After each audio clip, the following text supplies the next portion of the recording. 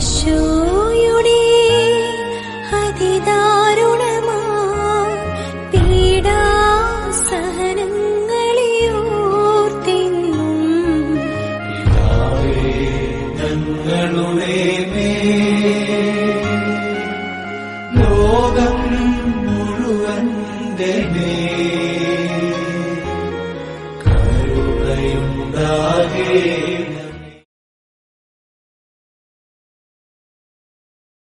ഈശോ മിശിഹായിരിക്കും സ്തുതിയായിരിക്കട്ടെ. ഇന്ന് നമ്മൾ 17-ാം ദിവസത്തിലേക്ക് കടന്നിരിക്കുകയാണ്. ഇന്ന് നമ്മൾ ധ്യാനിക്കുന്ന വചനം വിശുദ്ധ യോഹന്നാൻ്റെ സുവിശേഷത്തിൽ 17-ാം അധ്യായം 1 മുതൽ 10 വരെയുള്ള തിരുവചനങ്ങൾ. ഇത്രയും പറഞ്ഞതിന് ശേഷം യേശു സ്വർഗത്തിലേക്ക് കണ്ണുകൾ ഉയർത്തി പ്രാർത്ഥിച്ചു. പിതാവേ, സമയമായിരിക്കുന്നു. പുത്രൻ അവിടുത്തെ മഹത്വപ്പെടുത്തേണ്ടതിന് പുത്രനെ അങ്ങ് മഹത്വപ്പെടുത്തണമേ. എന്തെന്നാൽ അവിടുന്ന് അവന് നൽകിയിട്ടുള്ളവർക്കെല്ലാം അവൻ നിത്യജീവൻ നൽകേണ്ടതിന് എല്ലാവരുടെയും മേൽ അവന് അവിടുന്ന് അധികാരം നൽകിയിരിക്കുന്നുവല്ലോ. ഏകസത്യ ദൈവമായ അവിടത്തെയും അങ്ങയച്ച യേശുക്രിസ്തുവിനെയും അറിയുക എന്നതാണ് നിത്യജീവൻ. അവിടുന്ന് എന്നെ ഏൽപ്പിച്ച ജോലി പൂർത്തിയാക്കിക്കൊണ്ട് ഭൂമിയിൽ അവിടുത്തെ ഞാൻ മഹത്വപ്പെടുത്തി. ആകയാൽ പിതാവേ, സൃഷ്ടിക്ക് മുമ്പ് എനിക്ക് അവിടത്തോടു കൂടി ഉണ്ടായിരുന്ന മഹത്വത്താൽ ഇപ്പോൾ അവിടുത്തെ സന്നിധിയിൽ എന്നെ മഹത്വപ്പെടുത്തണമേ. ലോകത്തിൽ നിന്ന് അവിടുന്ന് എനിക്ക് നൽകിയവർക്ക് അവിടുത്തെ നാമം ഞാൻ വെളിപ്പെടുത്തി. അവർ അങ്ങയുടേതായിരുന്നു.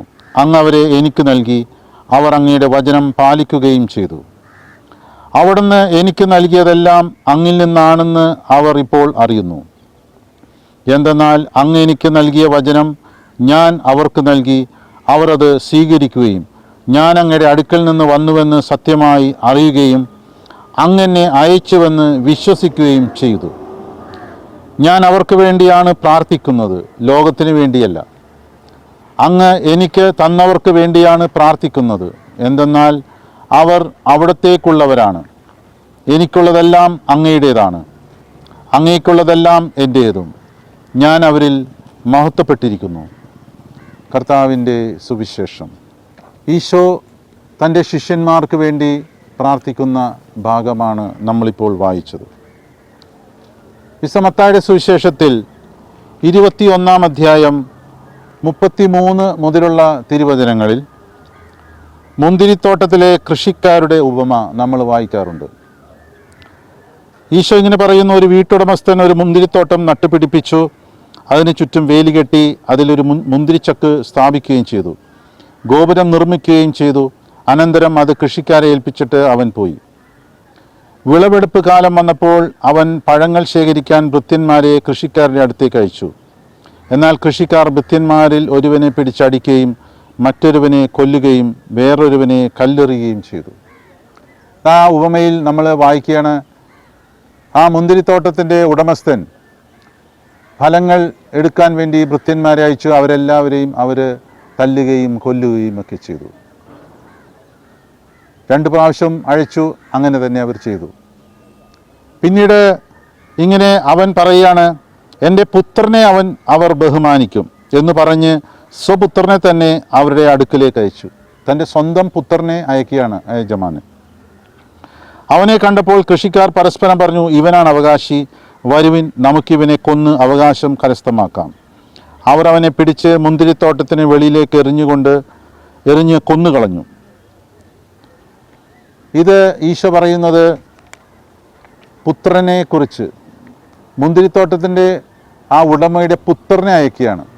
പുത്രനെ അവർ ബഹുമാനിക്കും എന്ന് പറഞ്ഞാണ് അയക്കുന്നത്. ഇതാ പുത്രൻ ഈശോയാണ്. ആ പുത്രൻ്റെ പ്രാർത്ഥനയാണ് നമ്മൾ നേരത്തെ വായിച്ചത്. വിശുദ്ധ യോഹന്നാൻ്റെ സുവിശേഷം 17-ാം അധ്യായം 1 മുതൽ 10 വരെയുള്ള തിരുവചനങ്ങൾ. ശിഷ്യന്മാർക്ക് വേണ്ടി പ്രാർത്ഥിക്കുന്ന ആ പുത്രൻ, തൻ്റെ പിതാവിൻ്റെ ഇഷ്ടം എന്താണെന്ന് തിരിച്ചറിഞ്ഞ് പിതാവിൻ്റെ ഹിതം നിറവേറ്റാൻ വന്ന ആ പുത്രനറിയാം, ഈ മനുഷ്യരെല്ലാവരും എന്നെ നിന്ദിക്കും, എന്നെ പ്രഹരിക്കും, എന്നെ വേദനിപ്പിക്കും, എന്നെ കൊല്ലും. ഇതെല്ലാം അറിഞ്ഞുകൊണ്ട് തന്നെ പുത്രൻ്റെ ആ ധർമ്മം ഏറ്റെടുത്തുകൊണ്ട് പിതാവിൻ്റെ ഹിതമനുസരിച്ച് എല്ലാം ഏറ്റെടുക്കുന്ന പുത്രൻ ദൈവത്തിന് വേണ്ടി നേടിയവർക്ക് വേണ്ടിയുള്ള പ്രാർത്ഥന, ശിഷ്യന്മാർക്ക് വേണ്ടി പ്രാർത്ഥിക്കുന്ന ഈശോയുടെ ഒരു പ്രാർത്ഥന. ലോകത്ത് അനേകം ദൈവങ്ങളുണ്ട്, പലരും ദൈവങ്ങൾ എന്ന് പറഞ്ഞ് ആരാധിക്കുന്നവരുണ്ട്. എന്നാൽ ഒരു ദൈവവും ഇങ്ങനെ പ്രാർത്ഥിച്ചിട്ടില്ല. ഒരു ദൈവഗന്ധത്തിലും ഇങ്ങനെ ഒരു പ്രാർത്ഥനയുണ്ടാവില്ല. പിതാവായ ദൈവത്തിൻ്റെ ഹിതമറിഞ്ഞ് പുത്രനായ ദൈവം പ്രാർത്ഥിക്കുന്നു തൻ്റെ ശിഷ്യന്മാർക്ക് വേണ്ടി. ഉൽപ്പത്തിയുടെ പുസ്തകം 3-ാം അധ്യായം 22-ാം തിരുവചനം, നന്മയും തിന്മയും തിരിച്ചറിഞ്ഞ് നമ്മിൽ ഒരുവനെ പോലെ ആയിരിക്കുന്നു.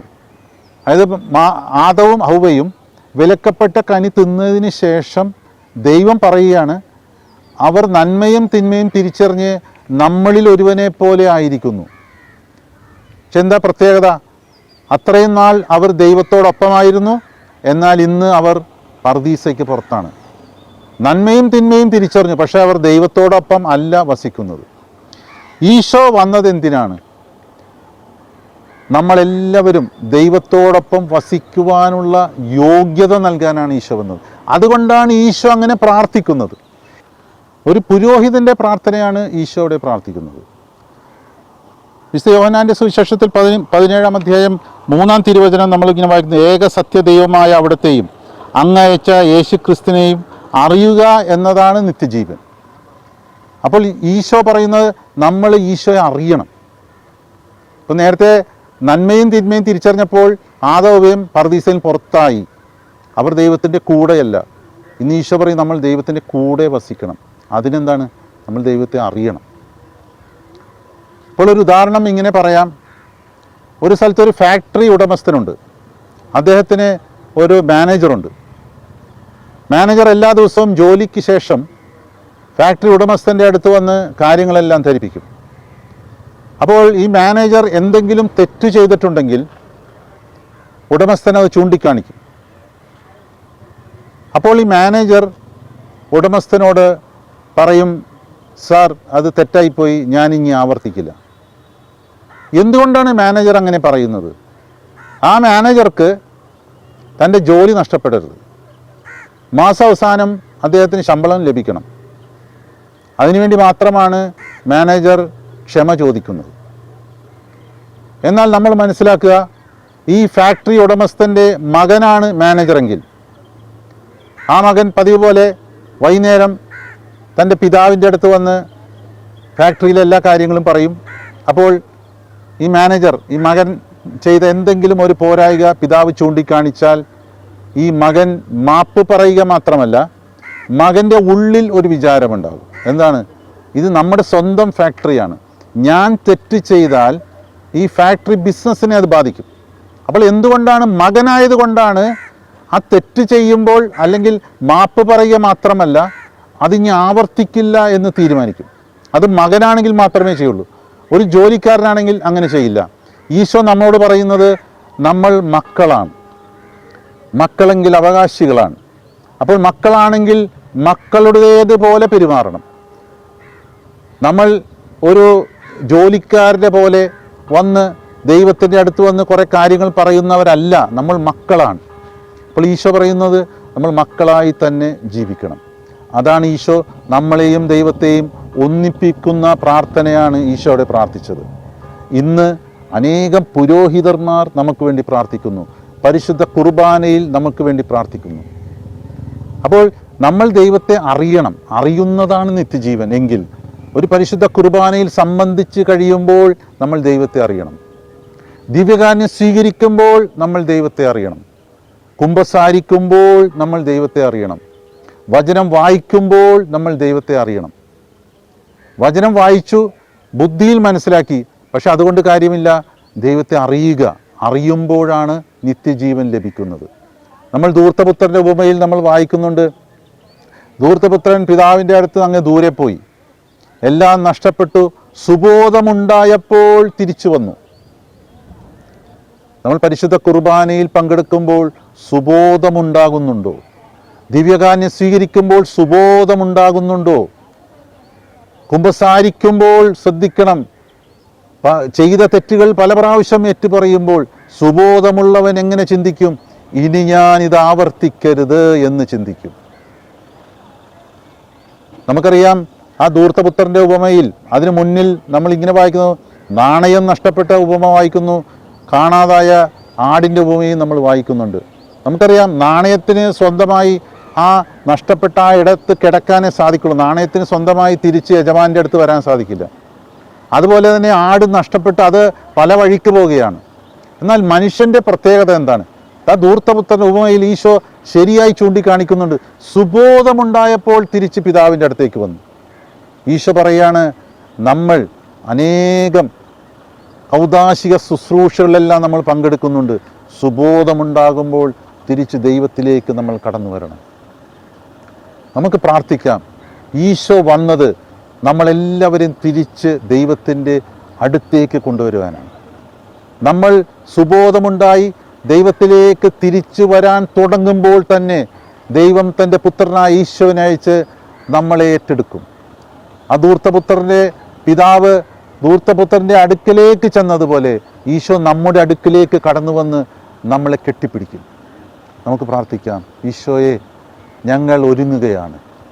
ഞങ്ങളുടെ പഴയ മനോഭാവങ്ങളെല്ലാം മാറ്റി ദൈവത്തുമായിട്ട് ഒന്നു ചേരുവാൻ വേണ്ടി ഞങ്ങൾ ഒരുങ്ങുകയാണ്. ഈശോയെ, കടന്നു വന്ന് എന്നെ ചേർത്ത് പിടിക്കണമേ.